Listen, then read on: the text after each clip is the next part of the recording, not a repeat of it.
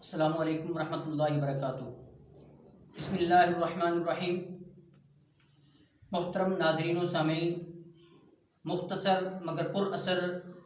Programme میں ہوں میزبان حافظ محمد اسحاق سلفی۔ آج کی اس نشست میں ایک ایسی چیز جسے ہمارے معاشرے کے اندر ایک منفی انداز کے ساتھ لوگوں کے سامنے رکھا جاتا ہے، اس کی وضاحت کے لیے ہم نے اپنے مہمان گرامی جناب مولانا راشد منیر تبسم حافظہ اللہ تعالی ورعاہ کو آج کے اس پروگرام میں دعوت دی ہے۔ ان سے جاننا چاہیں گے کہ ان دنوں کے اندر خصوصی طور پر جو صحابہ کرام رضوان اللہ علیہم اجمعین، جن کے اندر اہل بیت بھی موجود ہیں، اہل بیت اطہار صحابہ کرام رضوان اللہ علیہم اجمعین کے اندر موجود ہیں۔ جب صحابہ کرام کا لفظ بولا جاتا ہے تو اس کے اندر حضرت علی المرتضیٰ رضی اللہ تعالیٰ عنہ، حضرت فاطمہ رضی اللہ تعالیٰ عنہ، حضرت حسن رضی اللہ تعالیٰ عنہ، حضرت حسین رضی اللہ تعالیٰ عنہ اور دیگر اہل بیت جو ہیں ازواج مطہرات، یہ سب ان صحابہ کرام اور صحابیات کے اندر شامل ہوتے ہیں۔ تو یہ ہمارے معاشرے کے اندر اشکال پایا جاتا ہے کہ جو اہل حدیث ہیں وہ صحابہ کرام کی مطلق شان بیان کرتے ہیں، لیکن خصوصی طور پر اہل بیت کی شان یا فضیلت بیان نہیں کرتے۔ تو ان سے جاننا چاہیں گے کیا یہ واقعی درست ہے یا لوگوں کے ذہنوں کے اندر صرف اشکال ہے؟ جی حافظ صاحب، السلام علیکم ورحمۃ اللہ وبرکاتہ۔ حافظ صاحب ماشاءاللہ آپ نے بڑا علمی سوال کیا، اچھا سوال کیا، اور کچھ حصے کا جواب بھی الحمدللہ آپ کی گفتگو میں موجود ہے کہ جب ہم یہ لفظ بولتے ہیں صحابہ کرام کا، تو اس کے اندر صحابہ صحابیات میں کلہم اللہ کے نبی علیہ الصلوۃ والسلام کے صحابہ صحابیات امہات المؤمنین موجود ہوتی ہیں۔ تو اس لحاظ سے جب ہم اس بات کے اوپر کہ اہل الحدیث یا سلفی حضرات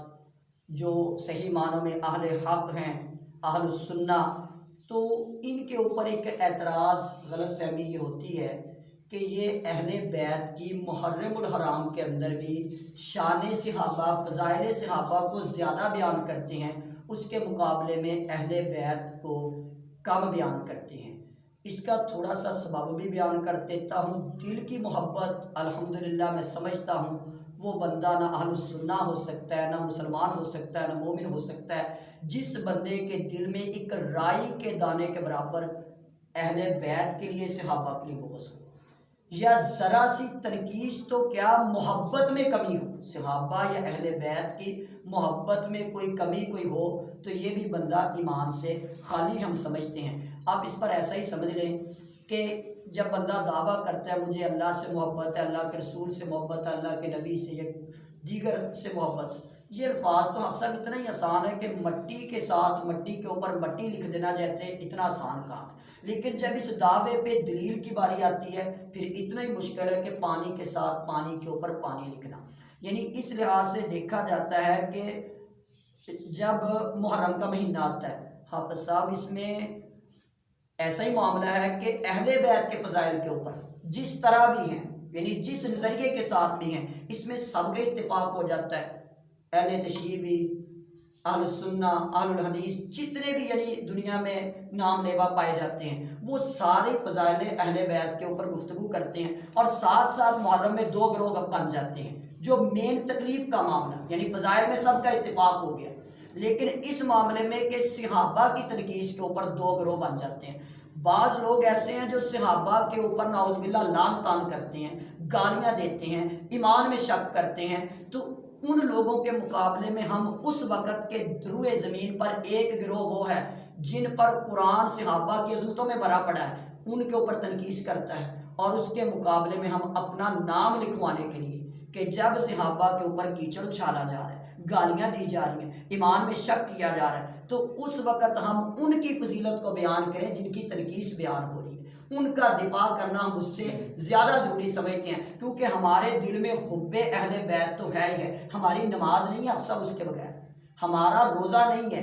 ہماری دعائیں اس کے اوپر تو بھی تفصیل معاملہ جائے تو ایک لمحہ ہمارا ایسا نہیں ہے جس میں حب اہل بیت شامل نہیں ہے، ان کے لیے دعائیں شامل نہیں ہیں، نماز میں ہر چیز میں۔ تو گویا کہ میں نے ہلکا سا اشارہ آپ کو کیا ہے کہ اس کا سبب یہ ہے کہ صحابہ کے اوپر اعتراض ہوتے ہیں تو وہاں دفاع کے لیے اور فضائل کے لیے اور یہ بتانے کے لیے کہ اس وقت روئے زمین پر دو گروہ ہیں، ایک صحابہ کی تنقید کرنے والا، ایک فضیلت والا۔ تو گویا کہ اہل بیت کی فضیلت کے تو سارے ہی قائل ہیں، گویا کہ حقیقی فضیلت صرف حقیقی مسلمان ہی سمجھتے ہیں، حقیقی مومن ہی سمجھتے ہیں، اہل السنہ اہل الحدیث اہل حق ہی سمجھتے ہیں، ما انا علیہ و اصحابی والے ہی سمجھتے ہیں۔ تو یہ بات حقیقت ہونے کے باوجود یعنی یہ مجبوری کہہ لیں، یہ حالات کا تقاضا کہہ لیں، تو اس بیس کے اوپر، ورنہ حب اہل بیت ایمان کا فرضیہ حصہ ہے۔ تو محترم ناظرین و سامعین، یہ تھے حضرت مولانا راشد منیر تبسم صاحب، جو کہ اس بات کی وضاحت فرما رہے تھے کہ یہ صرف اشکال ہے، حقیقت نہیں ہے۔ حقیقت یہ ہے